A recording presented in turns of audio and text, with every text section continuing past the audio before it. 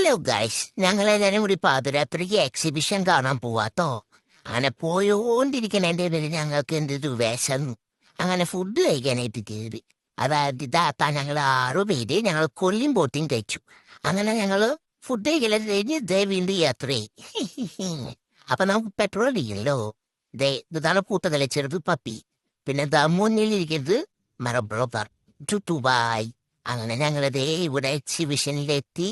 അപ്പോഴാണ് ഞങ്ങൾ അറിഞ്ഞത് എക്സിബിഷൻ അത്ര വരെയുള്ളൂ അത്ര.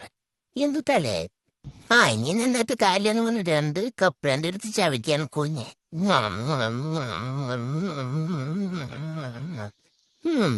ലേശം ബൂട്ടി കോൺഷ്യസ് ആത്തോള്.